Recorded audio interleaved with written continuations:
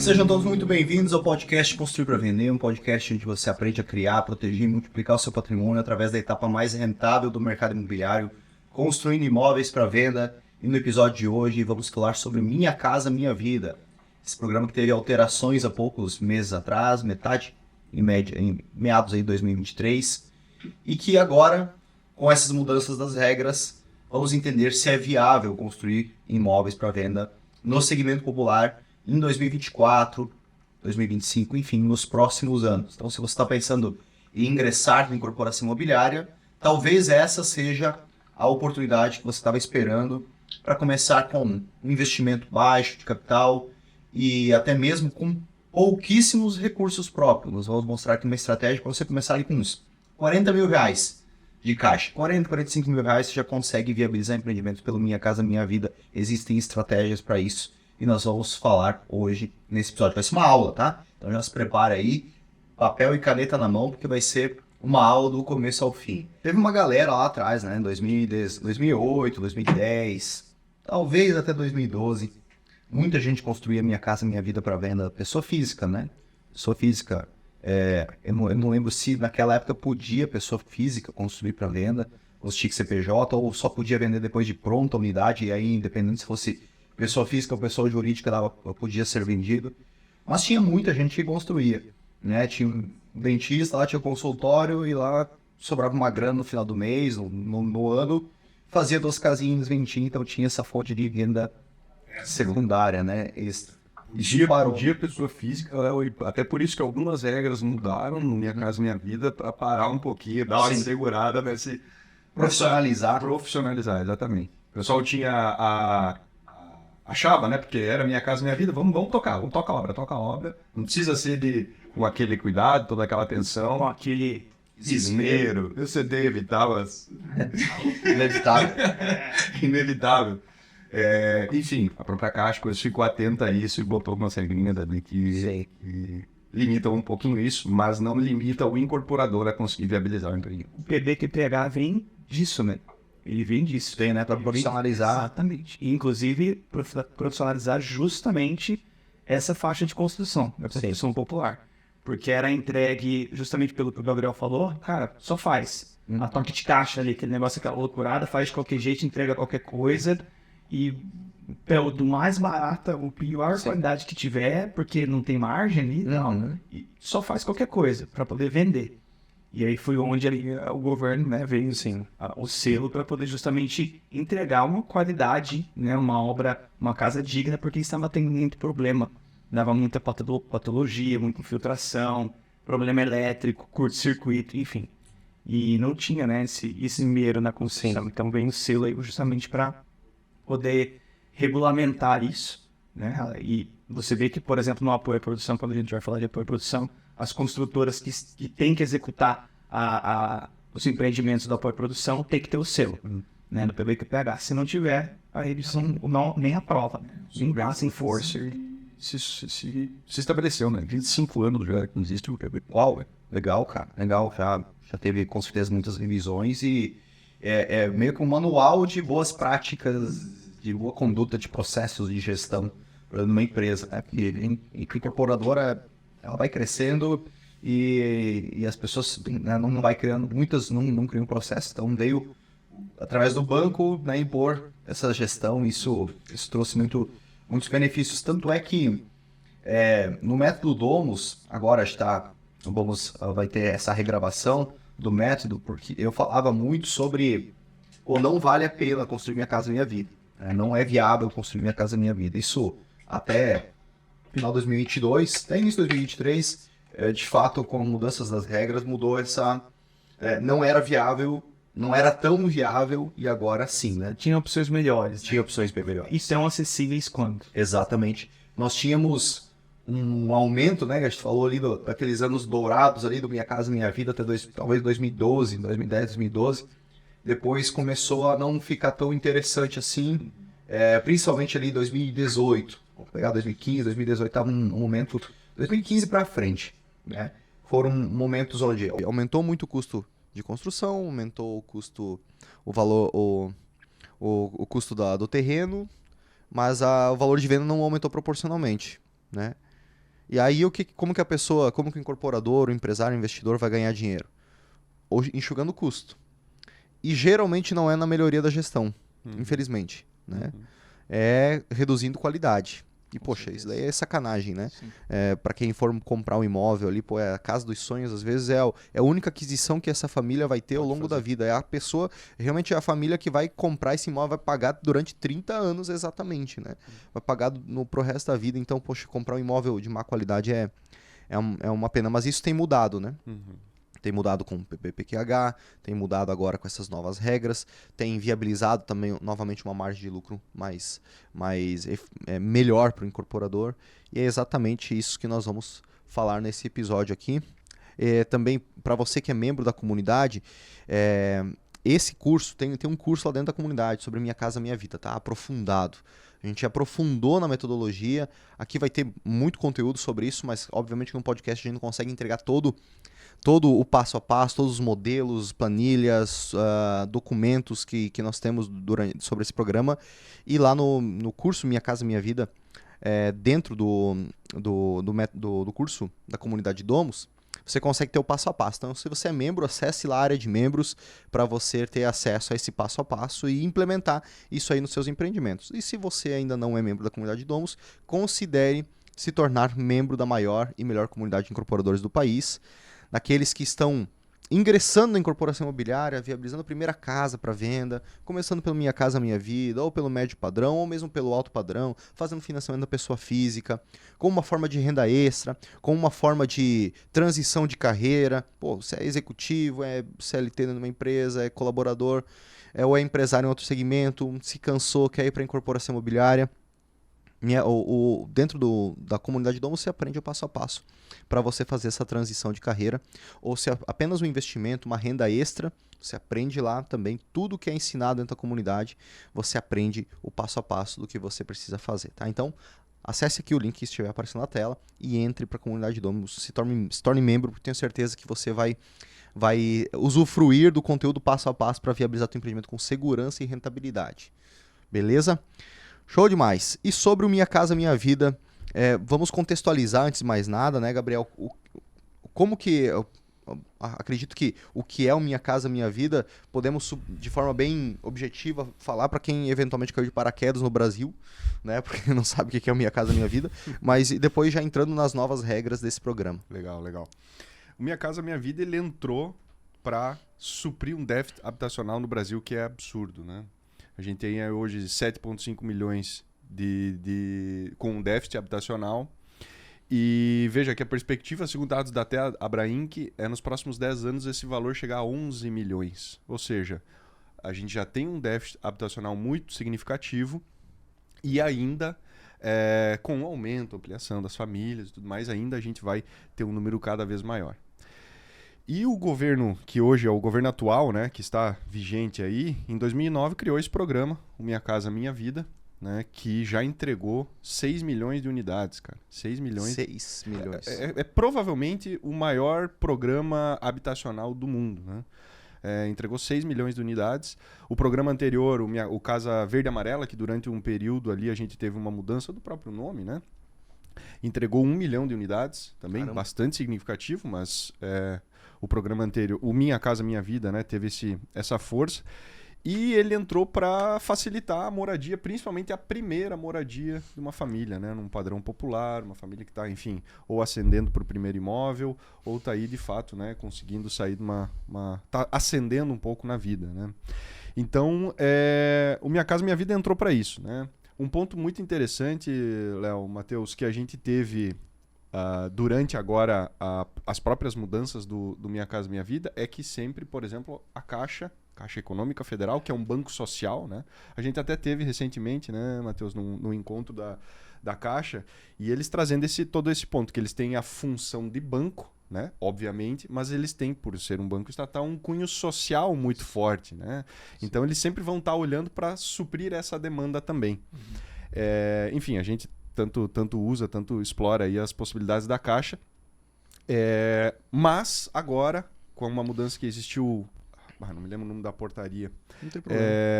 Em junho desse ano, tirou até a independência, homogeneidade, né? A exclusividade da Caixa Uhum. para fazer o financiamento habitacional, o financiamento do Minha Casa Minha Vida. Uhum. Né? Então hoje a Caixa não é mais a detentora exclusiva para o cliente que vai buscar um Minha Casa Minha Vida fazer o financiamento. Né? Outros bancos, cooperativas de crédito, bancos digitais também vão ter essa possibilidade. Então veja, o Minha Casa Minha Vida está sendo cada vez mais... Financiar um imóvel pelo Minha Casa Minha Vida está sendo cada vez mais facilitado para o cliente. Né?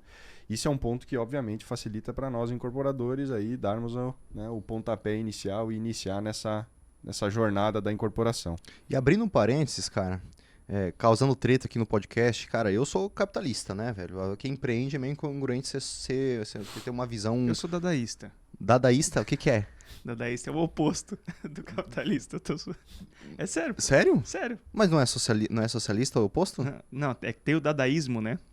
Não sabia dessa aí, cara. Aí você falou em arrumar treta, eu arrumando treta. Inventou mais uma aí. Dadaísmo eu não tinha visto também, Dadaísmo, ó. Dadaísmo.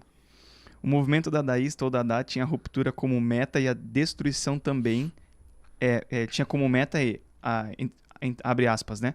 A destruição também é criação. Fecha aspas, como lema. A proposta dadaísta relaciona-se ao fim da estética, ou seja, a desvinculação da produção artística e... Cadê? E tem também essa questão da característica deles que, tipo, eles são contra você se cuidar muito, tanto da estética como também dos bens materiais. Então eles são o oposto do capitalismo. Mas Tipo, o socialismo não é o oposto? o socialismo também. Só que aí tem essa... É que o dadaísmo ele é como se fosse quase que uma religião, entende? Ah, tá. Daí Nossa, velho. É... Não fazia ideia disso aí. Aí tu foi longe, hein? Putz, cara. Cara, Aí tu lembrei, foi você longe, falou porque do pra mim capitalismo, o oposto tipo, do capitalismo seria o socialismo ou o anarquismo, né? Sim. Que é a ausência total até do... Cara, É muito louco isso. pra gente não devagar muito, essa questão do banco social, cara, é muito massa isso. Porque talvez, aliás, é provável que não seria dado tanta atenção para um segmento desfavorecido da população, que convenhamos, cara, por mais que a gente fale assim, deixa que o cara faça pelo próprio mérito, é improvável que esse cara vai conseguir, velho. É muito difícil, assim, ó. O ambiente que ele está, né? Se a gente tem um celular, se a gente tem uma roupa sequinha, se a gente tá com ar-condicionado, o cara está num nível que essa pessoa não está. E ela é improvável que vai conseguir por conta própria, pelos próprios méritos, conseguir por conta, sabe? Juntar a grana para comprar um imóvel e ter uma parcela, teoricamente, da grana de quem empreende, de quem gera impostos, sendo devolvida para essa classe, que teoricamente esse é o objetivo, né? Uma distribuição de renda. Pô, isso aí é muito bacana porque vai fomentar com que essas pessoas ao menos tenham uma condição de moradia digna, né? Mas, ô Léo, ainda para nós capitalistas, pensando nesse espectro, né? Cara, o Minha Casa Minha Vida, segundo novamente dados da Abrainc, ele gera de 2 a 5 milhões de empregos, cara, anuais. Também tem cunho social, né? E um impacto de 30 bilhões de reais por ano em tributos, cara. Sim. Então assim, é uma injeção. O próprio Minha Casa Minha Vida, de 2009 até 2022, teve 110 bilhões de investimento, foram injetados, né? Ou seja, facilitando, ali, girando na economia. Então, assim, 2 a 5 milhões de empregos, cara. Cara, é um baita negócio pro governo. Pro governo. Né? É um baita negócio social, obviamente. Sim. Mas um baita negócio pro governo também, porque ele tá fomentando esse mercado e tá tendo uma injeção direta de recursos na economia e geração de emprego. Porque a gente tá falando 2 a 5 milhões de emprego, mas, cara, tem o vidraceiro lá no Caixa Prego, que ele tá vendendo mais vidro, né? E que às vezes não está diretamente na conta do servidor da construção civil, né? Então, muito massa isso aí. Pra gente fechar esse ponto, é legal saber que um governo estatal como a Caixa tem esse cunho social, né? Sem entrar em questões políticas ou ideológicas, né? Mas, poxa, conseguir empreender nesse segmento, ajudando as pessoas a realizar o sonho delas, que é ter a moradia, ganhar dinheiro de forma honesta com isso, entregando um produto de qualidade, e essa pessoa tendo acesso a um imóvel que às vezes vai ser o único que ela vai ter pro resto da vida, é massa pra caramba. É massa mesmo, cara, porque ampara os dois lados, né? porque a Caixa, com o papel social, ampara esse, vamos dizer, desamparado, Sim. né? Num padrão popular, mas ao mesmo tempo ela está liberando o crédito para um apoio à produção, para um grande empresário captar esse recurso e utilizar e fazer a economia girar. Então, muito massa, cara, Sim. muito massa mesmo. Bem feitinho, a parada Funciona, né? Funciona, né? Tomara que... Claro que tem furos ao longo do caminho, infelizmente, né? Mas faz parte do rolê, né? Não dá pra gente exigir muito mais do que isso. E quais foram as principais mudanças nas regras do Minha Casa Minha Vida agora nessa transição para 2023? A principal mudança foi no teto do valor dos imóveis possíveis para se financiar no programa Minha Casa Minha Vida e o subsídio, que aumentou, que não era revisto desde 2017, né? Então, o subsídio nada mais é, para contextualizar brevemente, nada mais é do que aquela parcela que o banco, que o programa, né, que o governo te ajuda para comprar o imóvel. Além do financiar o valor do imóvel para você pagar, ele te dá ali, ele te auxilia com um subsídio, que antes era de 47,5 mil, foi agora para 55 mil reais. Mas é importante ressaltar que isso foi para o faixa 1 e para o faixa 2. Só para contextualizar brevemente, o programa Minha Casa Minha Vida ele tem as 3 faixas, né, que elas são praticamente delimitadas a partir da renda bruta familiar. Né? É a renda bruta familiar que determina. O teto aí do faixa 1 hoje de 2.640, o teto do faixa 2, 4.400 e o teto do faixa 3 hoje em 8 mil reais. Né? Então, cada faixa tem o seu teto a partir da renda bruta familiar. A faixa 1 e a faixa 2 têm esse apoio do governo, esse apoio do banco em entrar com subsídio que pode chegar aí até 55 mil reais. E a grande diferença, né, Léo, que é o que, sinceramente, é o que brilhou aos olhos dos incorporadores, de quem está querendo construir casas para vender ao redor do país, é agora o limite do teto do faixa 3 do Minha Casa Minha Vida, que antes era 264 mil reais, agora está em 350 mil reais. Né? Ou seja, o empreendimento de 350 mil, já um valor com... Bem considerável. Eu ia dizer até com alguns diferenciais, né? Sim. Já não é mais o cara desamparado, né, velho? Que compra esse imóvel, né? O cara já vai viver super bem no imóvel como esse, Exatamente. Né? Então, até 350 mil poder financiar 8 mil de renda bruta familiar, né? Já é uma renda... Sim, o casal, né? O casal consegue... Né? Em grande parte muito fora, enfim, da grande maioria, da esmagadora maioria da realidade do país. Velho. E ainda, cara, existe a intenção do governo de aumentar mais um pouquinho esse teto da renda bruta familiar para o faixa 3 de 10 a 12 mil. Sim. Imagina quanta gente não acaba sendo incluída no financiamento, né? Então, 12 mil de renda bruta. É bastante coisa. Sim. E aí vem a resistência, né, também do governo, o desafio que está agora de aprovação de uma nova um reajuste da forma como resgatado o FGTS, funding, né? Exatamente, porque o FGTS hoje ele tem uma remuneração de em torno de 3% ao ano. E que hoje nós estamos com uma inflação de 4,6%, 4,7%, né? Somatório dos últimos 12 meses no momento que estamos gravando esse podcast. Então, ele tá...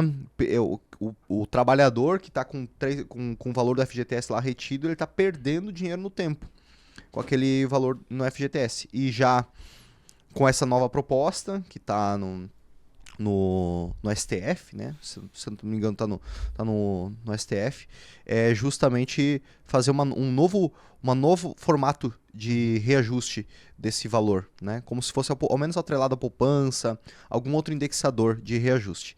No entanto, esse reajuste ele culmina num custo maior do capital que é utilizado justamente para financiar o Minha Casa Minha Vida, né? Parte dos recursos do Minha Casa Minha Vida são financiados via FGTS.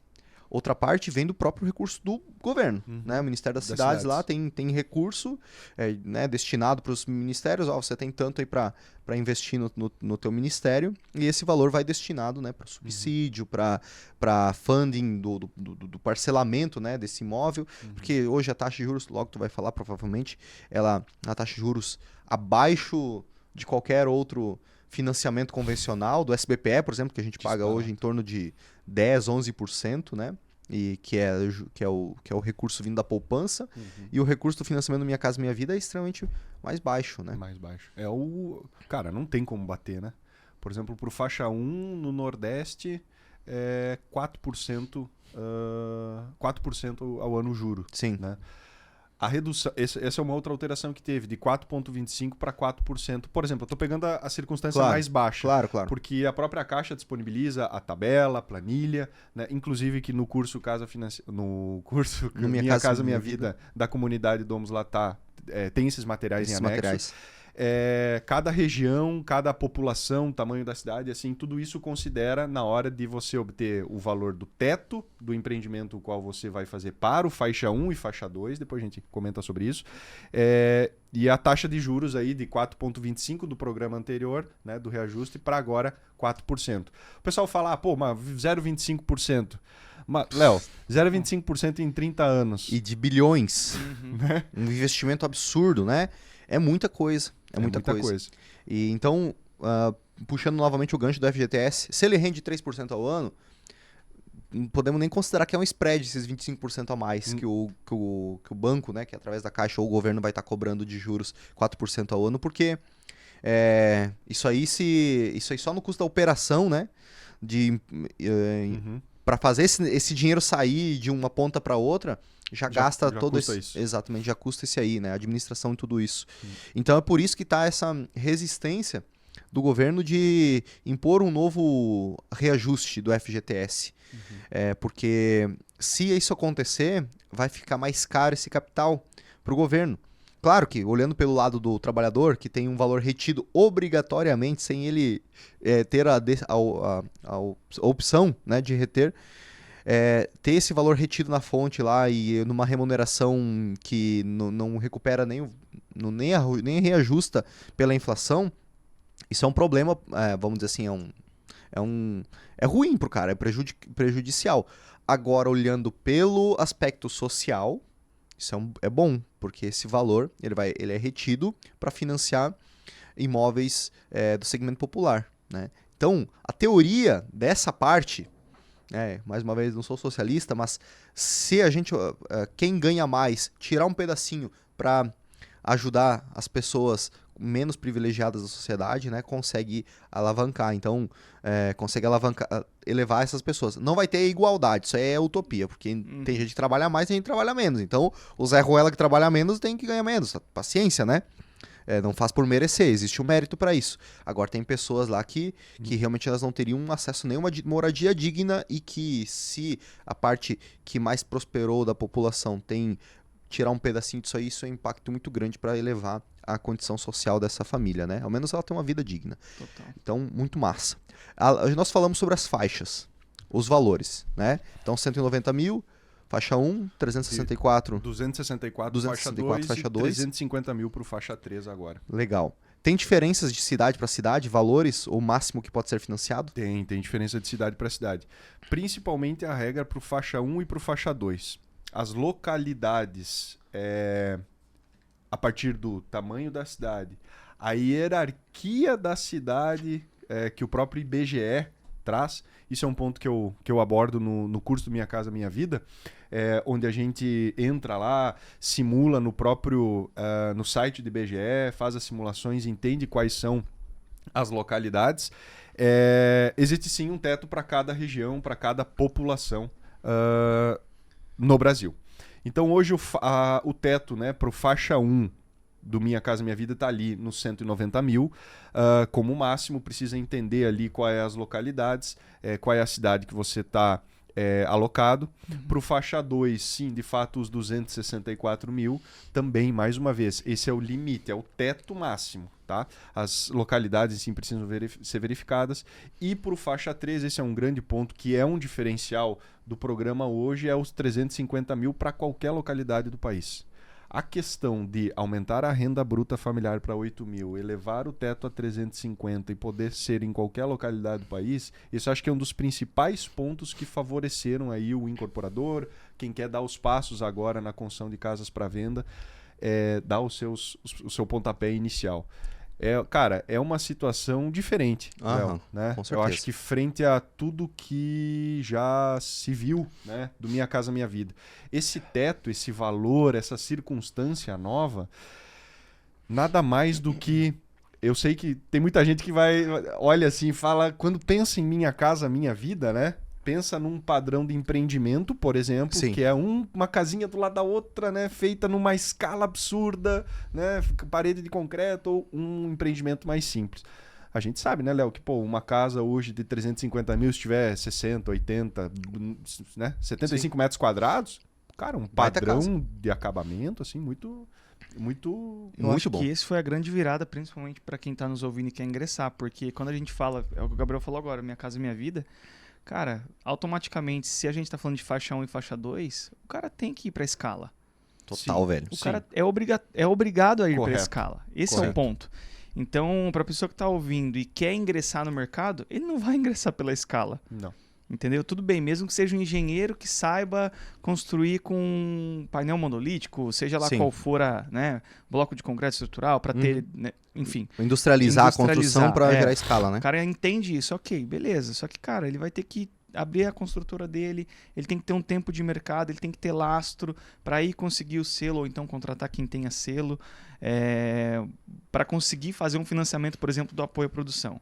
Exato. Entendeu? Ele não consegue, diferente agora do novo aumento agora da faixa 3, ele pegar, escolher um terreno, um único terreno, comprar para fazer um unifamiliar e com a qualidade que dá de fazer agora, né? Que hoje a gente vê a mudança da arquitetura foi muito grande. Frente ao que a gente via, né? Sim. Que foi aquelas casinhas tudo... Era só aquela caixinha de fósforo com o telhadinho, Com o telhadinho. duas águas, né? Aham. E Cara, às vezes até meia água, né? Às vezes era só um... Não dá nem pra negar, porque o próprio símbolo do Minha Casa Minha Vida é esse, Pois cara. é, Uma cara. casinha, duas Pois águas, é. assim. E agora sim, a gente já consegue ver o Minha Casa Minha Vida. Tudo bem, pode até ter continuar um duas águas, às vezes até um três ali, que você cai uma Aham. pra trás, mas, cara, forro de gesso, Sim. sabe? Um porcelanatinho diferente, Total. uma porta já com uma qualidade melhor. O Gabriel até me mostrou esses dias um empreendimento com sanca de gesso, iluminaçãozinha bonita, bem Pô, que legal, hein? cara, 350 mil. a 350 mil, exato. A 350 mil. Então fica muito atrativo, né? Inclusive acho que legal a gente depois trazer números também Sim. de um exemplo aí pro faixa 3. Cara, né? é exatamente isso que tu falou. Se o incorporador, né, ou seja, um construtor, incorporador que está nos ouvindo, se ele for trabalhar, querer trabalhar com a faixa 1 e faixa 2, é escala, mas escala mesmo. Sim. Né? Então, parece assim, ó, que trabalha com os opostos, né? Faixa 1 e faixa 2 para o cara que vai para o grande volume, para a escala, e para o faixa 3, o cara que é uma casinha ali, num Sim. padrão, num custo menor, numa exposição de dá caixa de escalar menor. também, né? É. Tem assim, não digo até 350, mas a gente vê aí empreendimentos, conjuntos habitacionais multifamiliar, mas eu digo casas isoladas, né? De casas isoladas com, cara, 300 mil, 297, 298 mil por unidade, né? Total. Mas sabe por que eu falo que são os opostos? Porque é exatamente como tu falou ali, por exemplo, para eu captar recurso para uma escala, para faixa 1 e faixa 2, aí, cara, você tem que entrar numa porrada de regras, né? Sim. Para obter o financiamento, enfim, apoio à produção e tudo mais. Aí sim, é selo PBQPH, CNPJ com lastro, realmente projeto de viabilidade da localidade. Isso, inclusive, eu também passo no curso, Léo, que é a portaria 725 agora, que é a atualização das regras às quais deve-se seguir o projeto. E aí lá ela passa, por exemplo, o anexo 1, aonde você vai estar instalando numa localidade, tem uma área de 25 mil metros quadrados. Uhum. Cara, vou fazer um local onde eu vou instalar 250 empreendimentos Minha Casa Minha Vida. Beleza, tem regras urbanísticas para serem instaladas, que você tem que seguir, né? Pavimentação, energia, esgoto. 100%. Na verdade, isso até, tipo assim, circunstâncias da localidade. Não pode estar a mais do que X minutos de uma escola tal, entende? Nesse sentido. O anexo 2 traz exatamente esses cara. pontos do empreendimento, cara, saneamento, luz elétrica, enfim, todos esses pontos. E hoje, como a gente está falando ali do teto de financiamento, a gente sabe que o teto do VGV é 350 mil para faixa 3. De financiamento, a renda bruta familiar 8 mil. Se a gente está falando de um incorporador que a renda bruta dele ultrapassa os 8 mil, ele já não conseguiria financiar pelo programa. certo? Certo. Ele financia, então, pelo SBPE normal e vende pelo programa? Isso, mas daí a gente fala depois. A gente vai. É. Vamos falando depois. Tu Vamos quer falar queimar depois. o ouro, velho? Vamos falar Ouro depois, da- vamos devagar, então tá, despacito, então tá. despacito. Sorry. Nós vamos passar pelo Ansioso. cálculo do lucro de um Minha Casa Minha Vida. Vamos passar depois como que você consegue diminuir o captação, como que você consegue captar recursos para fazer Minha Casa Minha Vida e vender essas unidades. Vamos contextualizar um pouquinho mais sobre esse momento do mercado em relação a você que está querendo ingressar. Né? O Matheus estava comentando ali sobre sistemas construtivos, né? Então, existem os dois caminhos, né, que você pode ir.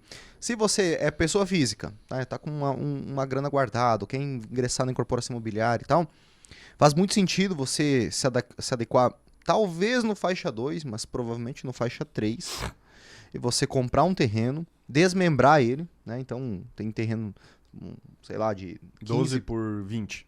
12 por 20. Desmembra em 6 por 20, por exemplo. 6 por 20.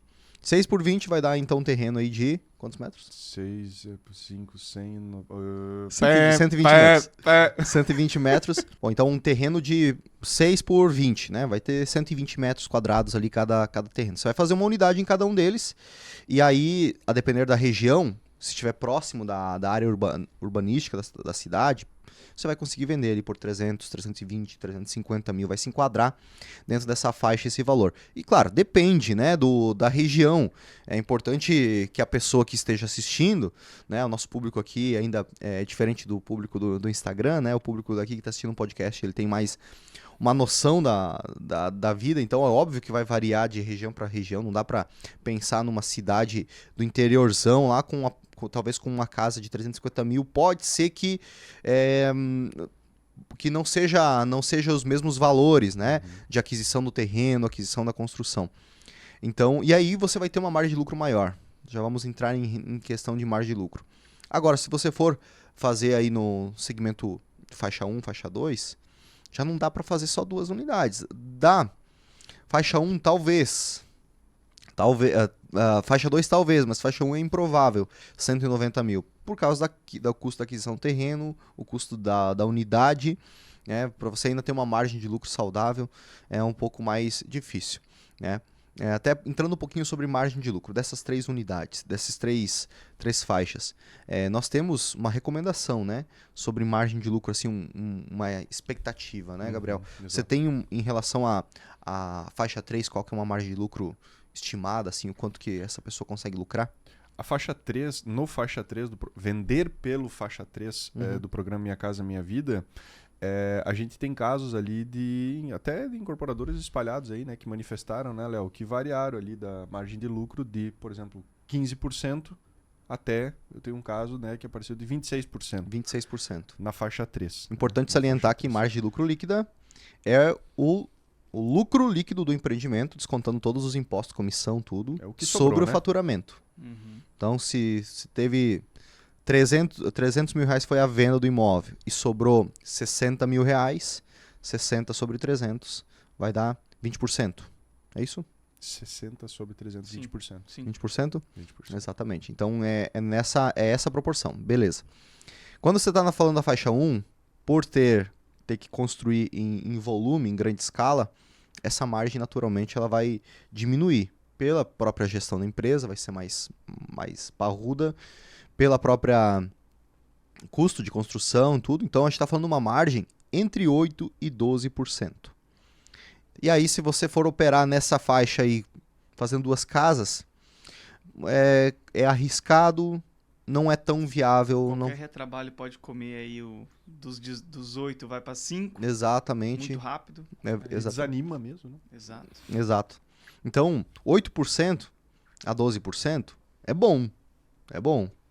Se tu olhar para uma grande escala, porque a gente está falando aqui de uma grande escala, não necessariamente uma MRV, também, mas não só. A gente está falando de uma incorporadora já que faz aí 500, 1.000, 2.000 unidades, né? E aí tem várias, não necessariamente em capital aberto. Se você olhar para uma incorporadora dessa que tem uma margem de lucro de 8% a 12% versus um mercado grande aí na sua região que tem uma margem de lucro de 3%, que é a margem, ou um posto de gasolina, né? Uma rede de posto de gasolina que tem 2, 3% de margem de lucro, que é o valor que sobra do faturamento, logo você vê que é bom para um grande empresário, né? Utilizando tecnologia. Painel monolítico, blocos, parede de concreto, né? Então, são outros sistemas construtivos que são utilizados para fomentar. É uma indústria. É uma indústria. O canteiro de obras se torna uma indústria, né?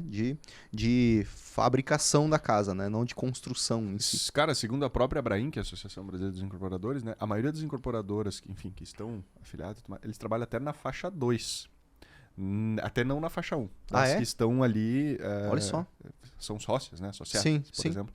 Ficam na faixa 2. Claro, no multifamiliar, né? Sim. No prédio, oferecendo o produto o teto aí de 264. Interessante. Mas a maioria trabalha até no faixa 2. Provavelmente, né, Léo? Porque consegue trabalhar com a escala e a um custo mais considerável, né? Fazer um produto melhor. Um produtinho melhor e poder fazer na escala e um produtinho melhor, Sim, né? com Um produto certeza. melhor aí, mantendo... Eu acho que o faixa 1 vai muito pra periferia mesmo, né?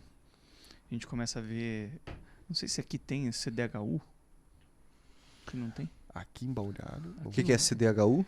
Cara, era os conjuntos habitacionais lá de tá. São Paulo. A gente chama CDHU lá. A gente Aí no 2 se chama Coab. Isso, Coab. Coab. Conjunto habitacional. Conjunto habitacional. Então... Tava tentando lembrar. Bom, só para antes então de a gente entrar no cálculo, de fato, quais são os benefícios dessa pessoa construir para Minha Casa Minha Vida? Você consegue elencar? Vocês conseguem elencar? Ah, com certeza. Léo, ciclo rápido. A gente concorda que quando a gente está trabalhando com um empreendimento de 70 metros quadrados, 60 metros quadrados, com um nível de complexidade ou de nível artesanal menor, né? Então, por exemplo, você pode trabalhar, mesmo no faixa 3, né? Com um empreendimento, por exemplo, a esquadria lá, você não vai lá mandar fazer na esquadria de alumínio ou de PVC, o cara vai lá e mede 100% da coisa, você consegue até muitas vezes comprar um produto que já é ofertado no mercado a um tamanho padrão, né? Então, complexidade construtiva menor, eu acho que é um grande benefício. Um ciclo um ciclo rápido, 4 meses de construção, um ciclo total de 8 meses, por exemplo. Uma baixa exposição de caixa, que até tu deu a intro ali no início, né? Uma baixa exposição, ou seja, para quem está querendo ingressar no mercado, tem o receio natural de estar entrando num novo, né? Numa nova atribuição, num novo mercado. E conseguir expor menos caixa, girar com um volume menor de recursos, é uma vantagem também para que a pessoa possa aí iniciar. Então, baixa exposição de caixa, uma complexidade da própria construção mais tranquila. Ciclo rápido. Ciclo rápido. Eu tenho mais algumas também. Manda bala. Mão de obra abundante. Quando a gente fala desse perfil de empreendimento, a gente consegue, a não ser que a gente vá para alguma modalidade, por exemplo, vou construir com isopor. Sim. Por exemplo. É mais específico, né? Isso, aí começa a especializar. Mas se a gente está falando de alvenaria comum ali e tudo mais, só tocar ficha, mão de obra abundante e altíssima demanda. Sim. A gente está falando da faixa de mercado que Altíssima tem demanda. a maior demanda do mercado. Boa. Total. Entendeu? Bom você entrar nesse ponto.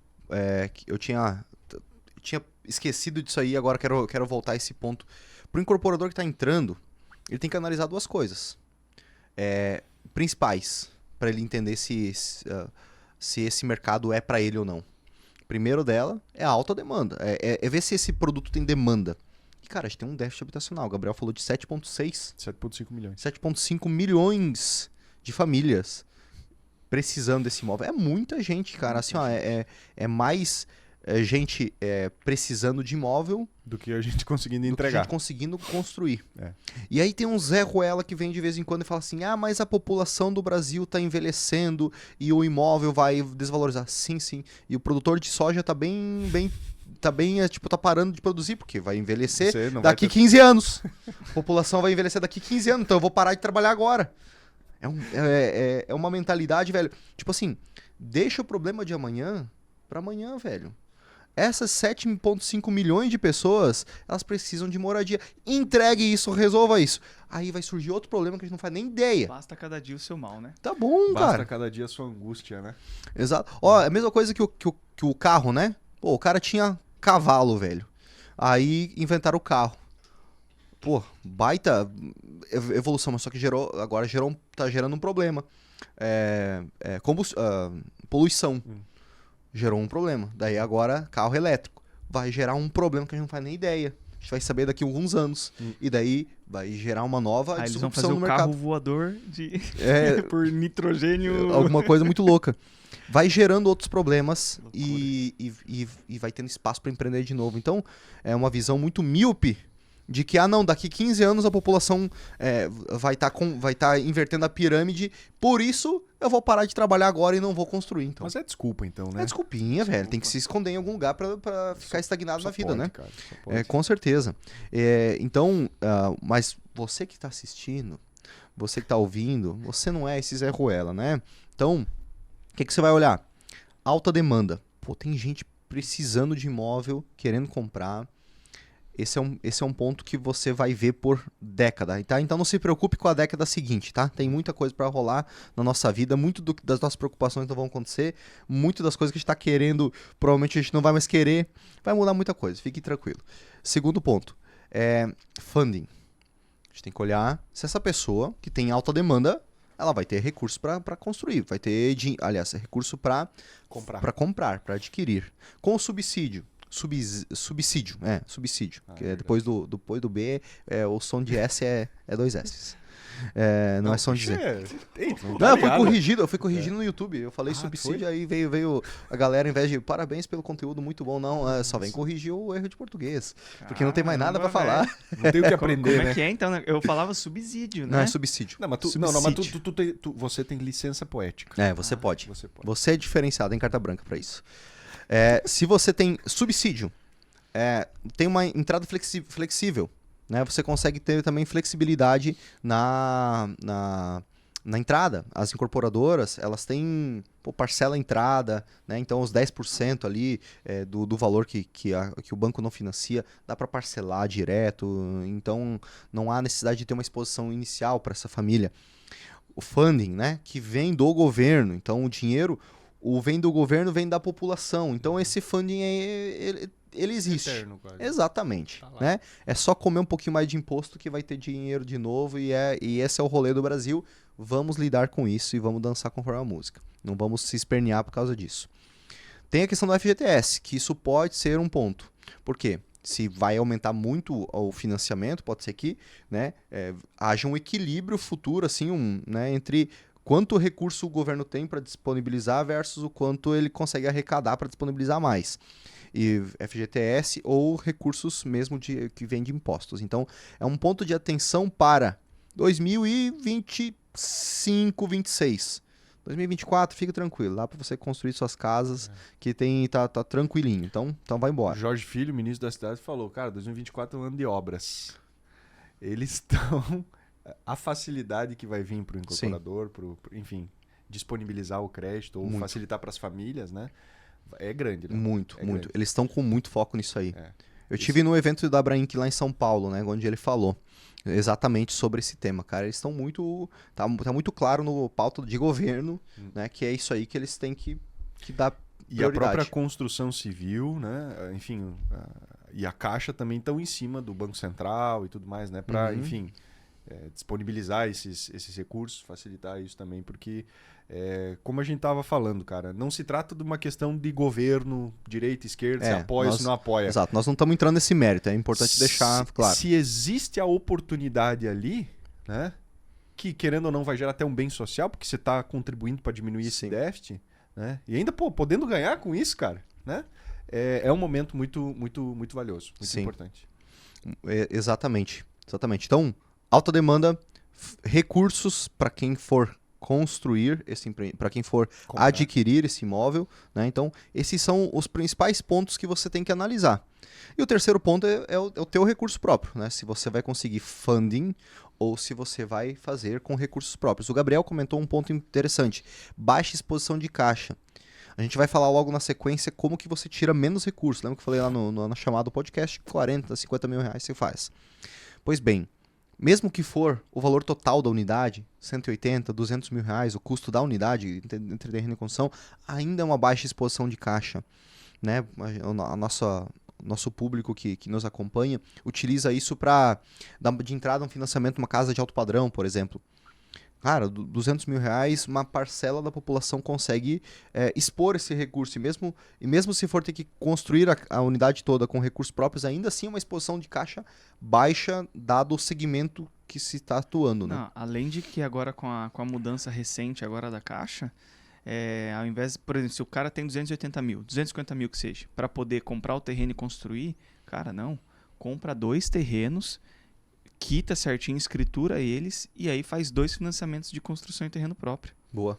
Entendeu? Alavanca que daí vai conseguir praticamente 100% do custo da construção fazendo 2 unidades de uma vez. Ao invés de pegar esse valor, comprar um terreno e fazer uma casa. Já faz 2. Porque agora a veia dele, o caixa forte tá na veia, né? Tá, né? Coisa linda. O cara tá, tipo, só pensa nisso, né, velho? Top, velho. Vamos estressar mais isso aí. Vamos estressar mais isso aí. Ele tá querendo ir pro final do podcast. Vê só, né? A diminuição da exposição de caixa nós vamos falar depois. Pra segurar mais o nosso ouvinte. Né? O melhor fica pro finalzinho aqui. Claro. Mas a gente tem essa estratégia que o Matheus já falou, que ele entrega lá no caixa forte. Vamos reforçar aqui. Mas então, só para consolidar esse tema, você, olhando para esses 3 aspectos, você tem previsibilidade para empreender para os próximos anos. Né? O Gabriel falou do ciclo rápido. Pô, 8 meses, cara, você já consegue ver a cor do dinheiro lá na frente. Né? Compra o terreno, constrói e vende. 8 meses, que seja 10 meses, que seja 12 meses. Você já consegue ver o negócio girando. Depois você toma a decisão se continua, se não continua, se valeu a pena, se não valeu a pena. É rápido. E do chão não vai passar. Né? O investimento que você teve versus o valor de venda, ele vai ter um ágio de 30%, 40%. Eventualmente 50% de markup, né? Mas em torno de 40% aí sobre acima do custo entre terreno e construção. E já entrando nesse ponto, vamos fazer uma conta juntos aqui? Vamos. E sem largar o emprego, né, Léo? E sem largar o emprego. E sem parar Entendeu? com a sua Obra com baixa padaria. complexidade. Exatamente, com o seu negócio, com o seu trabalho. Esse aqui é uma renda extra. Né? Nós falamos muito isso na comunidade, enquanto o Gabriel vai esquentando os motores, os cálculos matemáticos para calcular ali, né? É importante você entender a nossa metodologia. O que a gente ensina no Método Domus? Nós ensinamos fundamento de mercado, a gente não ensina macete. Né? E o fundamento do mercado é você ingressar para a incorporação imobiliária por ser rentável, por ser segura, como uma forma de investimento de renda extra de um novo negócio, tá? Você começa dessa maneira. Então a gente ensina isso. Você pode sair cantando pneu, já saindo fazendo prédio? Pode. Pode fazer uma casa de alto padrão de 5 milhões? Pode. Recomendamos? Não. Não é o caminho que a gente recomenda para você. A gente recomenda que você sinta o mercado primeiro, que você construa, seja no médio padrão, pode ser até no alto padrão também. Nós temos vários mentorados nossos que já entram para a mentoria alavanca para fazer casa de 5 milhões, 6 milhões, 7 milhões. Tudo bem. Mas o que a gente recomenda é que você sinta a temperatura do rio com um pezinho antes de colocar os 2 pés no rio. Porque vai que você sente lá e você não encontra o fundo com um pé. Não coloque os 2, você vai se afogar. Então, primeiro, vai fazer 2 unidades, Minha Casa Minha Vida, ou vai fazer uma unidade médio padrão, 500 mil, com recursos próprios, com financiamento. Sentiu, fez o ciclo, escala. E o Método Domus, ele traz uma estratégia de você abrir a pessoa jurídica, de você abrir sua incorporadora desde o começo, e você fazer um imóvel pela sua pessoa jurídica, trazendo parceiros investidores. Que isso você não depende de banco, você não depende de nada, você depende de você prospectar pessoas. E o principal benefício não é o lucro disso. É a construção de um lastro, a construção de um histórico. Se você tem o objetivo de criar uma empresa, de criar um negócio, de se tornar um incorporador imobiliário, de não apenas ser um investidor dentro do segmento de incorporação. Porque você tem o caminho inicial de fazer 1 ou 2 casas. Na pessoa física, sossegadito, uma casa financiada para venda, uma por vez, para ter uma renda extra, ter lá seus 200 mil de lucro ano, ou mais, dependendo do valor do imóvel. Mas você tem o caminho de ir para a incorporação para escalar, para fazer edifícios, para fazer condomínio de casas, para fazer várias unidades simultâneas. E o melhor caminho você vai sentir essa dificuldade, daqui 5 anos, quando você for só fazendo na pessoa física, na pessoa física, na pessoa física, na pessoa física, e quando chegar 5 anos depois, quiser fazer ali um financiamento na PJ, né, um apoio à produção, um plano empresário, ou captar recursos via fundo de investimento, se alavancar, e você não tem uma marca, você não tem um CNPJ com histórico, você não tem lastro no banco, você não tem um PBPQH, você não tem um relacionamento com investidores, lá, 5 anos depois, você vai sentir isso. Então, o que a gente ensina no método é justamente um fundamento.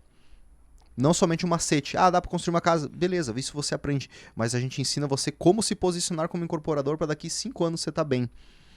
E fazendo na pessoa jurídica desde o começo é uma estratégia para você ir gerando histórico, construindo o relacionamento com o banco, para se estruturando com PBPQH, para quando surgir a oportunidade de você rodar lá o seu Jericá, sua incorporadora, né, e ter a possibilidade de ter um limite de global, né, de financiamento lá considerável para fazer pelo segmento popular ou para multifamiliar, para médio, para alto padrão, você está pronto, estará apto para isso, né? Então esse é o objetivo. Contextualizando aqui o porquê que nós sugerimos que você estruture a sua empresa dessa maneira, tá? Agora entrando sobre valores, né? Vamos supor aí que você vai fazer uma casa na faixa 2 ou na faixa 3. Vamos dar um exemplo aí, Gabriel, para que a gente possa chegar em números. Vamos para da faixa 2, então. Faixa 2. É para não ficar nessa... Eu tava trabalhando os números aqui, arredondando eles. Para a gente pegar um empreendimento que vai ser vendido ali por 250 mil. Né? Para se enquadrar aí num padrão popular um pouco maior, a gente nem vai trabalhar aí com a questão dos 350, o teto do faixa 3. Um valor de venda desse empreendimento de 250 mil, trabalhando com um custo de construção ali, Léo, de 120 mil e um terreno de 60, ou seja, um custo global de 180 mil. 180. Padrãozito, né? A gente consegue entender e buscar esse padrão aí. Vamos entrar um pouquinho mais. Esse terreno, então, ele custa 60 mil reais. 60 mil reais. Só que a gente está falando de um lote de 120 mil que a gente desmembra em 2. Pode ser. Geralmente é isso, né? Isso, pode ser. Geralmente... Porque daí, porque tem gente que vai pensar, né? Pô, eu não consigo aqui um lote de 60 mil aqui na minha cidade. Em cidades menores, eu tenho mentorado mesmo, na Pleno. Nós estamos até buscando um novo empreendimento para ele agora numa circunstância dessa. Pô, cidade menor e tal, mas se enquadra nesse preço de terreno. Mas se você está numa cidade onde está difícil encontrar, de fato, um terreno a 60 mil, faz isso que o Léo falou. Desmembra ele, pega o terreno de 120, 150 mil, desmembra e consegue trabalhar com essa alternativa. Beleza? Vamos um pouquinho mais. Então, a gente falou do terreno. O terreno é 120 mil, desmembrou, para uma unidade ele custa 60. Sim. A gente falou que a unidade custa 120 mil reais. Qual que é o tamanho de uma unidade dessa aí? 65 metros quadrados, 70 metros quadrados? 70 metros quadrados. 120 mil mesmo? Custo? 120 mil reais. Vamos dividir por 70 metros aqui. A gente está falando em R$ 1.700. Isso, 1.700 a R$ 2.000. Esse é o custo que a gente tem visto dos nossos membros da comunidade. Porque nós, aqui, a gente não constrói Minha Casa Minha Vida. Então, a gente não tem parâmetro histórico interno para poder dizer. Né? Exato. Aqui. Então, um valor, poxa, 1.700, para nós aqui soa como estranho, porque fora, né? Pra nós, o nosso custo realidade de mão de obra é 1.200, 1.300 reais um metro, né? E a gente está falando aí que o custo da unidade, o valor dela é 1.700 a R$ 2.000 um metro. Mas o Brasil é um continente, né? É muito maior do que apenas os números locais aqui de Balneário Camboriú. Então, esses números eles são plausíveis em outras regiões. Para um empreendimento que, até voltando para aquele mentorado que nós vamos trabalhar ali nos 350, custo de construção na localidade dele ali 2.400 e pouquinho. 2.400. Né? 2.400, mas por um VGV de 350, não para o que a gente está falando aqui de 250. Perfeito, tá? Perfeito. Léo, aí eu quero entrar agora no ponto que o Matheus levantou antes, que é até a forma de nós captar esse recurso para esse empreendimento. Vamos um pouquinho mais à frente, que a gente não fez toda a conta ainda, né? A gente está, então, 120 mil reais o terreno. Construção, 60 mil reais o terreno. 180 mil. 180 mil. 180 mil. Beleza. Se a gente está falando aí que a gente vai vender essa unidade por 250 sobre 180, a gente está falando aí em 38% acima, então 180 mil vezes 1,4 vai dar 252 mil. Uhum. O que é esse número? Valor de venda. Esse exatamente. E a gente fez aqui 1.4, esse é o nosso markup. Uhum. Tá? Para você entender, esse é o nosso markup. A gente tem um custo entre terreno e construção global. E aí, mas e o registro? Mas o projeto impresso? Mas isso é custo chave na mão, tá? Imóvel pronto. É só para você entender isso aí, que o imóvel está pronto e está tudo certinho com ele. Não tem mais nenhum custo para pagar. Beleza. Vendeu por 252, então que seja. Uhum. A gente vamos supor que você vai vender através de corretor de imóveis. Então subtrai 5%. 5%. Você tem aí agora 239 mil na conta. Acho que podia colocar 6, né, Léo? Pode ser. Que é a média que a gente vê de mercado. É? Né? É o que os corretores pagam? 6%. É o que os nossos alunos pagam? Isso. Tá. Nós que educamos a chegar para o corretor e falar assim, não, mas olha só, por que 5% comigo? Porque eu sou incorporador. Exatamente. Eu estou produzindo o produto, eu não sou um cliente final. Exatamente. Então você não vai vender esse imóvel e depois eu vou comprar contigo, sei lá, daqui 15 anos, talvez. Não, eu estou produzindo produtos constantemente. Então a gente, inclusive até para quem, né, seguir por essa narrativa, que aí o corretor entende você como um parceiro. Exatamente. Poxa, de fato, né, eu tenho interesse em vender e eu preciso de produto. Você produz. Então a gente tem uma parceria, então eu vou te cobrar 5%. Então é por isso que a gente... Isso. Tá. Isso é uma grande incorporadora. As que a gente conhece, elas fazem desse formato. Elas têm um corretor interno que ganha 1%, e elas têm, que é um diretor comercial às vezes, e ela tem o corretor que vai trazer o cliente. Geralmente esse cliente faz o quê? Esse corretor, ele pega o cliente pela mão e fala, cara, venda o imóvel e se vire. E ele fica lá sentado. Ele não faz um trabalho de convencimento, de negociação, de articulação. Ele só apresenta o cliente. É uma maravilha. Então, é óbvio que a incorporadora está trabalhando para a venda desse imóvel, então por isso dos 5%. Agora, quando é um cliente final, o cara fez a casa dele e está revendendo a casa, o corretor que se vira. Não vai nem ter contato com esse proprietário, né? Não vai ter um trabalho ativo do proprietário de convencimento do comprador à venda. Então, por isso que dos 6% na pessoa física ou no cliente final, né? Versus o incorporador. Beleza, então a gente tem aqui R$ 236.880 de receita líquida, né? Nós vamos tirar desse valor aqui os R$180 mil que foi investido inicialmente, entre terreno e construção. Sobrou 56.880. Vamos tirar desse valor agora mais 15%, que é o ganho de capital. Está sendo feito na pessoa física, né? Ganho de capital. Se for na pessoa física, exato, vai sobrar R$48 mil. 48.340. Então esse é o lucro líquido de uma unidade que custou 180 mil, que foi vendida por 252 mil. Esses são os números gerais. Mas o limite da faixa 2 é 264. Beleza, mas esse é o limite. Não necessariamente é o valor que tem que ser vendido. Quanto que ficou de margem líquida, Léo? 48 mil agora sobre 252. 19,18. 19,18. Então a gente está com 20% de margem de lucro. Num ciclo de 8 meses, 10 meses. É automático. As nossas casas levam um pouquinho mais de tempo. 8 a 10 meses. 8 a 10 meses. 10 meses porque é a tua primeira obra. Exato. Tu vai fazer mais com atenção aqui, atenção ali. Depois vai rodar mais fluido, 6 meses para fazer isso aí. Exato. Exatamente. Então a gente tá falando de 20% de margem. Vamos esticar um pouquinho mais? Só um detalhe, né? Claro. O Gabriel fala assim, 6 meses para fazer isso aí, né? Às vezes a pessoa fica limitada, poxa, 6 meses para construir uma casa boa. de 70 metros quadrados? Não, Boa. 6 meses é o ciclo. É você comprar o terreno, se for necessário desmembrar, isso leva tempo. Se for necessário, vai fazer o projeto, leva tempo, né? Pode ser 30 dias, pode ser 40, pode ser 50, 60 dias, dependendo do arquiteto. Mas para um projeto como esse, né, vamos colocar 30 dias no estourando, né, porque é um projeto simples. E aí a gente tem também o processo da contratação do financiamento, que para você contratar o financiamento, você precisa estar com o alvará de construção. Então, veja, você não é só construir, você tem que comprar o terreno, você tem que fazer projeto, aprovar projeto na prefeitura, com projeto aprovado, contratar financiamento. Contratando financiamento, o dinheiro cai amanhã, o dinheiro cai na semana seguinte? Não. em média também 30 dias, né? Então a gente está falando aí para um licenciamento, registro de um produto como esse, 2 meses, né? Vamos colocar 2 meses assim. E aí a gente tem mais 4 meses aí de construção, Gabriel? Mais ou Né? menos. De fato, 4 meses de construção para fechar 6 meses vendendo num ciclo esperado, vamos dizer assim. 8 meses, 10 meses que você tinha comentado. 8 meses, então. Né? 8, 10 meses aí, considerando os cenários, né? Sim. Então, só para a pessoa entender que não é, poxa, 6 meses, 8 meses para construir. Não, existe todo um processo, né? Boa.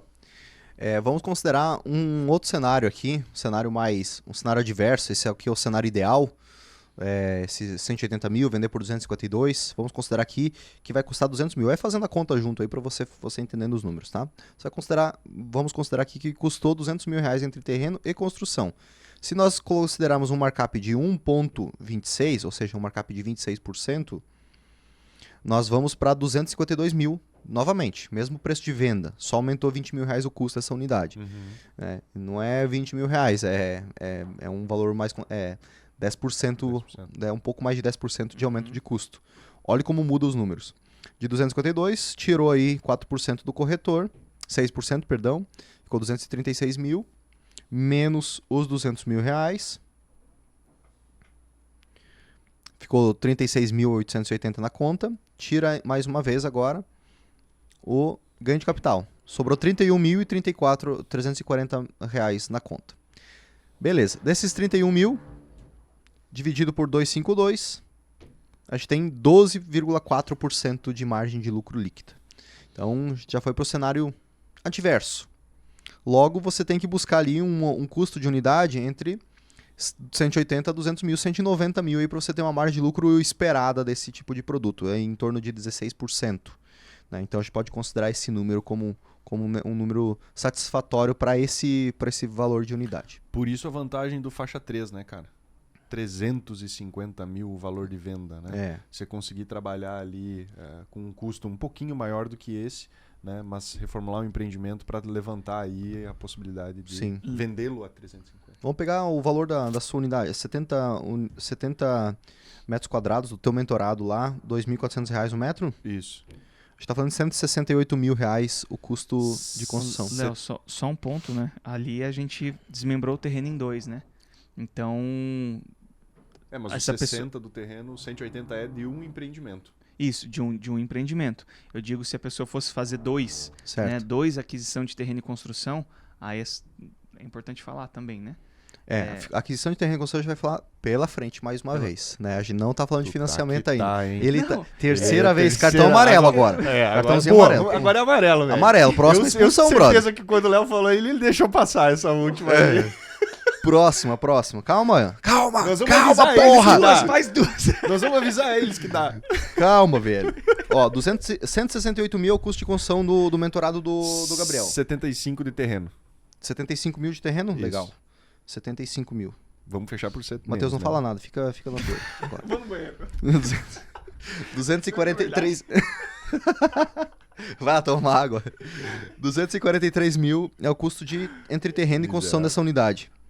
Vamos colocar um markup, vamos lembrar esse número, 243 mil reais. Vamos colocar um markup de 1,4 aqui, de 40%.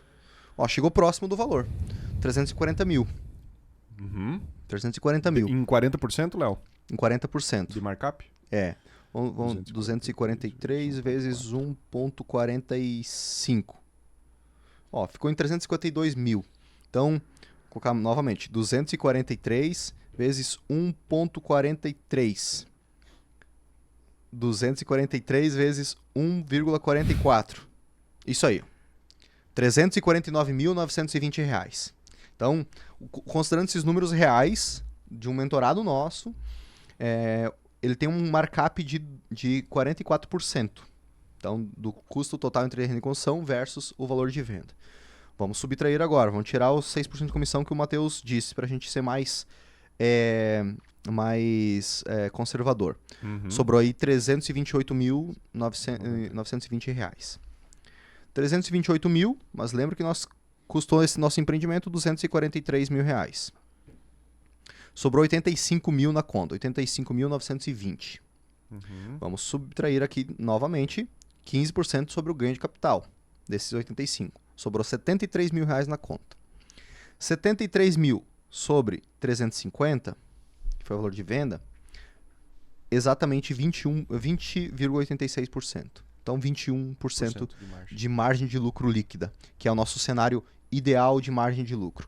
Então, a gente falou aí numa margem, né, no cenário adverso de 10%, no cenário esperado 15% e no cenário ideal 20%. Isso é margem de lucro líquida, que é o lucro líquido, o resultado do lucro líquido sobre o valor de venda da sua unidade. Esse é um valor aí que você pode considerar como parâmetro para você empreender nesse segmento, tá? Use como parâmetro, não como regra. Importante.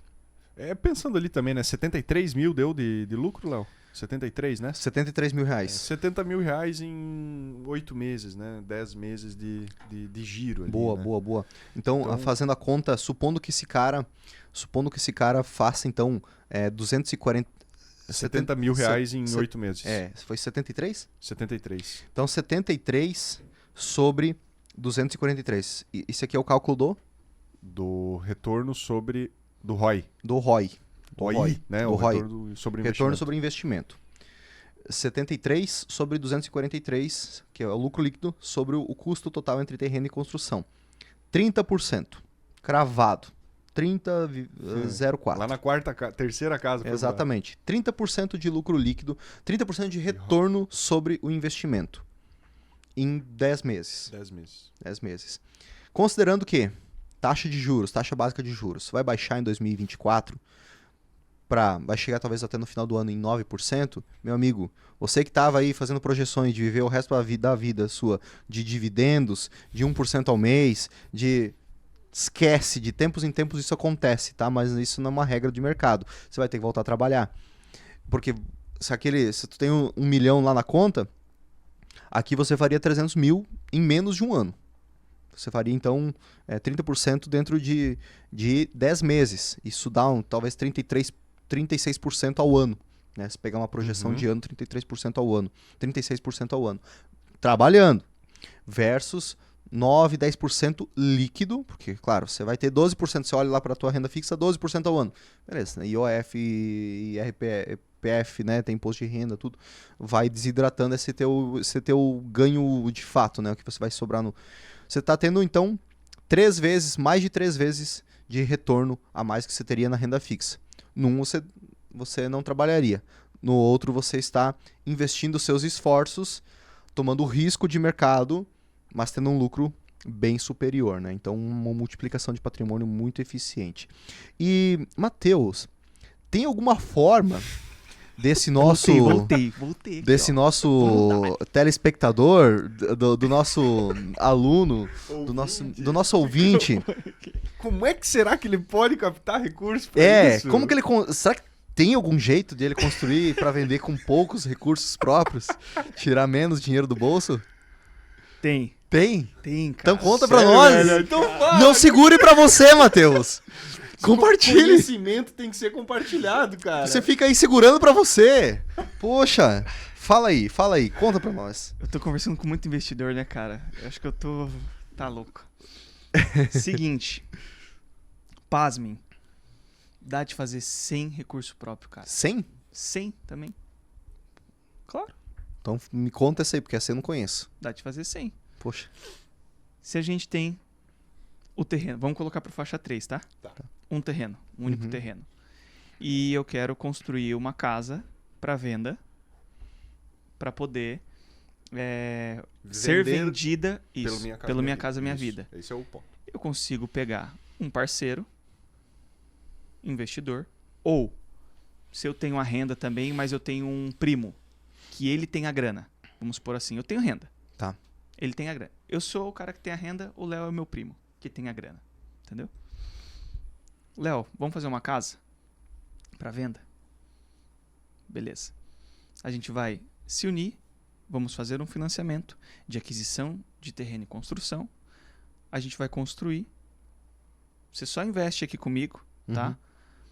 A gente vai construir e vender. Quando vender, a gente faz uma divisão de lucros. Ou seja, vendemos lá por 350 mil a casa.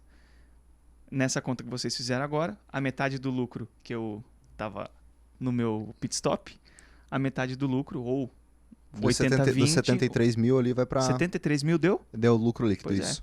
73 mil.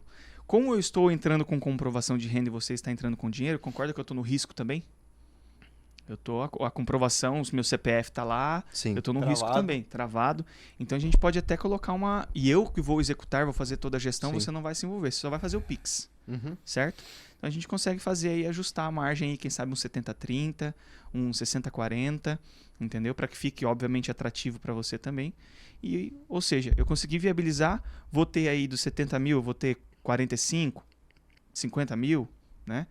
Para mim, ou que seja 40 mil. Vou ter 40 mil, você fica com o restante ali e eu não tirei nenhum real do meu bolso. Muito bom. Essa é uma estratégia. Pode falar. Eu quero, mas eu acho que tu vai ter que concluir, porque eu quero voltar um pouquinho Bora. num ponto da questão do financiamento, Uhum. que é exatamente esse ponto que o Matheus trouxe em relação a essa ansiedade que ele tava em Sim, passar. eu precisava, né? Ele precisava. Agora Agora ele tá mais calmo? tá mais calmo. Tu fica até a voz baixou, né? Sim, sim, sim. Tava apertado, velho, queria ir no banheiro. Queria terminar logo o podcast Ô, pra ir no banheiro, só pode. Agora tá entendido. Olha aqui, tomando aqui esse bujão aqui, cara. Tá louco. Esse é um grande ponto, Léo. O ouro aqui, tá? É o ouro do curso, do Minha Casa Minha Vida, é o ouro do que a gente vai passar.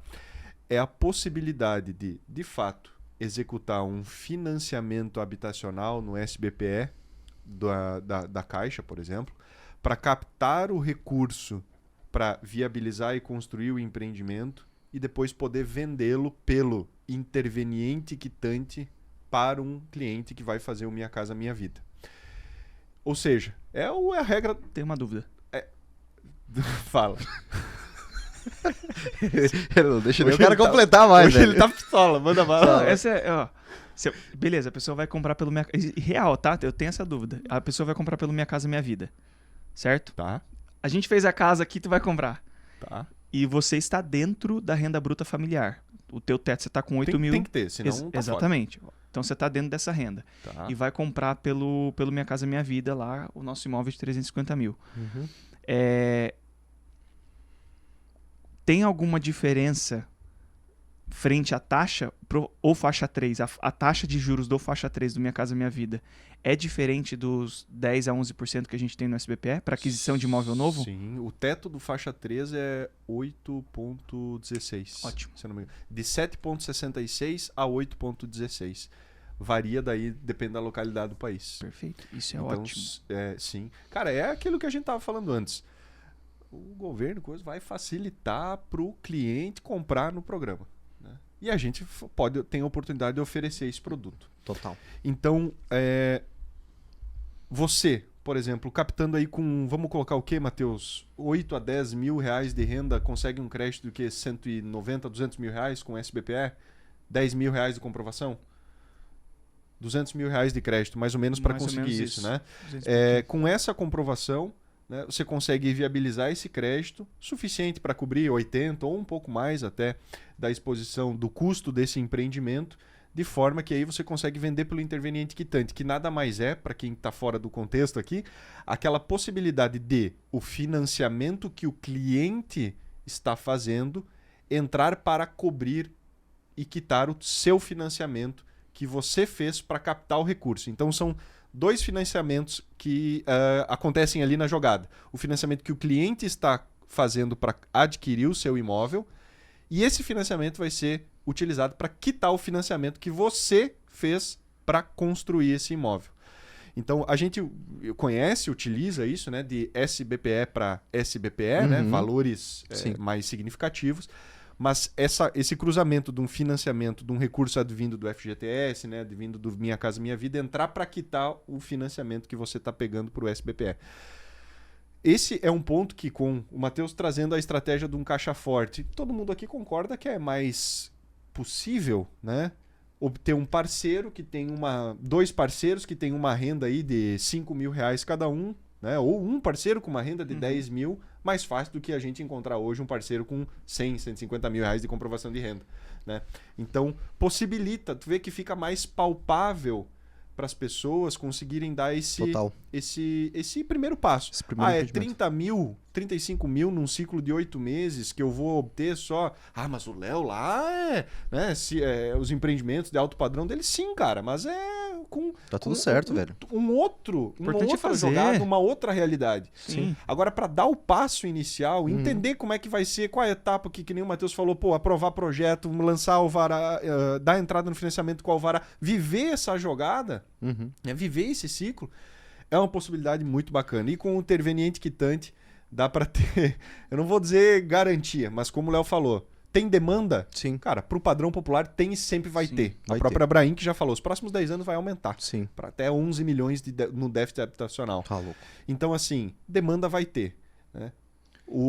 As circunstâncias para esse cliente vão estar facilitadas. É nós ofertarmos esse produto para essa população. E tem a modalidade também do parceiro, né? Tipo, se o parceiro tem um recurso 120 mil lá para comprar um terreno que iria desmembrar, poxa, compra o terreno, né? Se o parceiro tem a renda ou se eu tenho a renda junto, eu entro comprando ali o terreno, sem expor, mas o parceiro paga os 120 mil, mas ambos estando na matrícula, entende? Então, importantíssimo, cara. É uma sacada excelente para quem já quer arrancar com duas, Outros bancos tinham essa jogada, né? Agora... Isso para construção em terreno próprio, tá, pessoal? Por isso que eu tô falando, ao invés de pegar lá o recurso, fazer a aquisição de terreno e construção e dar entrada no terreno e o restante do recurso ir colocando durante a obra, né, Léo?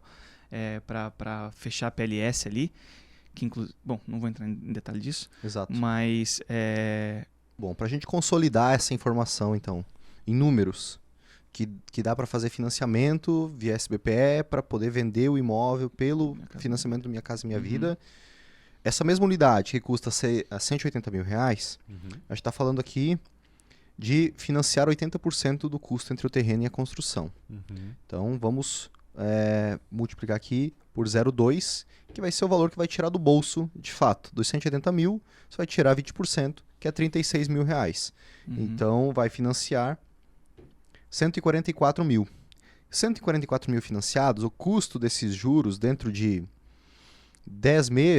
8 meses, vai ser em torno de 6%, não vai passar muito disso dentro desse período, tá? 6% de juros sobre esse valor. Então, vezes 0,06. Claro, a gente não vou entrar em mérito aqui de calcular todo o número para você... dá uns 9,5. Isso. Né? 6%. 9 mil, né? É uns 9 mil, né? Isso. 9 mil. Então, 36 mil vai para 44 mil reais, 45 mil reais de... 45 mil reais de exposição de caixa, né? Dessa unidade. Para ter lá um lucro de... Nós falamos... 70 e... Não, o 70 e poucos era do segmento, da faixa 3. Ah, tá. Nós estávamos em 45 mil de lucro. 45 mil de lucro. Isso. Então você vai ter uma exposição de 44 para ter um lucro de 45. 100%. E aí, exatamente. É importante deixar claro também para as pessoas. Lucro é calculado depois de subtrair o valor que você investiu. Se saiu 44 mil da sua conta e depois você teve um lucro de 45 mil, é 45 mil subtraídos já o valor que você investiu inicialmente. O valor que você investiu, os juros do financiamento, o financiamento em si, os impostos, a corretagem, tudo. Pagou todo mundo, se pagou o investimento inicial e ainda sobrou de lucro líquido na sua conta 45 mil. Então é 100%, como o Gabriel disse, de retorno sobre o patrimônio líquido, que foi o dinheiro que saiu da sua conta. Só um adendo, Léo, isso gera confusão, tá? Às vezes quando eu falo isso para alguma pessoa, a pessoa fica tipo, tá, mas eu coloquei 44 e me sobrou na minha conta 44. E como que é 100%? Era para ser 80 e pouco, 90. Gente, quando o Léo tá falando de subtrair, quando pegar o valor da venda da casa lá, os 250 mil, e subtrair o custo global do empreendimento, dentro desse custo global do empreendimento está o 40 mil que você investiu. Exato. Então, esse 40 mil volta para você, mais acrescido dos outros 40 mil. Tá? Exatamente. Então, muito bom. Fique claro isso. Foi bom tu reforçar, ainda bem. Ele só repetiu o que eu falei. Não, cara, não, mas, vai por mim. Ele não tomou o remedinho hoje. Não é possível. Eu tomei iogurte hoje. Dá um negocinho pra ele. Pô, pior que... Eu tive que... Sem brincadeira, eu tive que explicar dessa forma. Você não quer explicar a tua versão também, Gabriel? Você quer? Temos agora vai vir uma informação relevante. Pô, eu quero diferente, não, né, eu quero cara? que o pessoal depois comente aí, porque eu tô falando pra você, cara. Isso dá confusão. Não. Eu vou explicar. Por isso que o Léo levou esclarecimento, velho. Pois é, mas a pessoa chega a perguntar. Eu falo uma vez, ela pergunta mais 3. Sim. Porque não entra, parece que não entra na cabeça. É verdade. Bom, se você não, caso você não entendeu, você volta um pouco, uns 5 minutos atrás, que você vai ouvir mais 2 vezes a mesma explicação, tá? Uma versão do Léo, uma versão do Matheus, e aí você decide qual que você gosta mais, tá? Mas muito bem. Espero que você tenha gostado desse podcast, entendido qual que é o lucro de Minha Casa Minha Vida, que é viável você viabilizar empreendimentos em 2024, 2025, nesse segmento, que, segundo o Matheus, dá para tirar poucos recursos do bolso, que, segundo o Matheus também, o lucro, ele é subtraído do investimento inicial, tá? É importante salientar mais uma vez para você. E que você tem todo o passo a passo do Minha Casa Minha Vida dentro da comunidade Domus. Então, se você é membro da comunidade Domus, acessa lá e assista esse curso que o Gabriel preparou com muito esmero, tá? Com detalhe, no passo a passo, na régua. E se, eventualmente, você não é membro da comunidade Domus ainda, considere se tornar membro. Acesse o link que está aqui no podcast, na descrição. Está aparecendo aonde, em algum lugar está aparecendo, a gente vai te encontrar, fica tranquilo, tá? E entre para a comunidade Domus, tenho certeza que você vai ter acesso, vai gostar muito e vai ter acesso a esse curso e muitos outros dentro da plataforma, tá bom?